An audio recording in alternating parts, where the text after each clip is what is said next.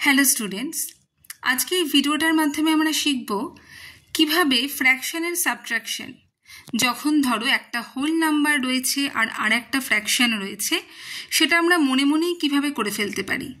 আর খাতায় করলেও সেটা খুব বেশি জটিল ক্যালকুলেশন হচ্ছে না। প্রথমটা দেখো 1 - 3/4, এটা কত হয় 1/4। কনসেপ্টটা কি, আমরা 1কে 4টে ইকুয়াল পার্টে ডিভাইড করছি। 3/4 মানে কি, 3টে 1/4, তার মানে 3টে 1/4 বাদ পড়ে আছে একটা 1/4, সেই জন্যই এটা 1/4 হচ্ছে। 3 - 1/3, জেনারেল মেথডটা আমরা মোটামুটি সবাই জানি। 3 3 = 9 -1/3, তারপরে 8/3, 2 হোল 2/3। এবারে আসি একটু শর্টকাট মেথডে। 3কে স্প্লিট করতে পারি 2 + 1-এ। এবার দেখো, সবসময় যদি একটা 1 থাকে আর আরেকটা প্রপার ফ্র্যাকশন থাকে, মাইনাসের ক্ষেত্রে খুব সহজেই ক্যালকুলেট করা যায়। 1 - 1/3 কত? 2/3, কারণ 3 ভাগের 1 ভাগ নিয়ে নিয়েছে, পড়ে আছে কত? 3 ভাগের 2 ভাগ। এইটা বুঝতে পারলেই 1 মাইনাস যে কোনো প্রপার ফ্র্যাকশন খুব ইজি হয়ে যায়। প্রথম 2টা 2ই থাকছে, তাহলে 2 + 2/3 জাস্ট জুড়ে দাও, 2 হোল 2/3। 59 - 7/8, 59 থেকে আমরা 1কে আলাদা করছি। সবসময় 1কে কেন আলাদা করছি? যাতে 1টাকে আমরা প্রপার ফ্র্যাকশনের সাথে নিতে পারি। তাহলে দেখো 58 হলো, আর 1 - 7/8 কত হয়? 1/8, তার মানে 58 হোল 1/8। আবার দেখো 96 - 2 হোল 3/5, 96টাকে আমরা স্প্লিট করছি 95 + 1-এ, আর যেহেতু 2 হোল 3/5 আমরা পুরোটাকেই সাবট্রাক্ট করছি, তার মানে কি হবে? -2 - 3/5।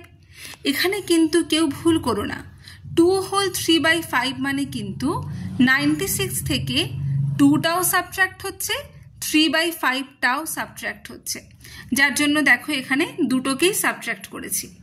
এবারে 1-এর সঙ্গে -3/5কে নিয়ে নিই, কারণ 1-এর সাথে অলওয়েজ আমরা প্রপার ফ্র্যাকশনটাকে নিচ্ছি। তাহলে 95 - 2 কত হয়? 93, আর 1 - 3/5 + 2/5, তার মানে হয়ে গেল 93 হোল 2/5।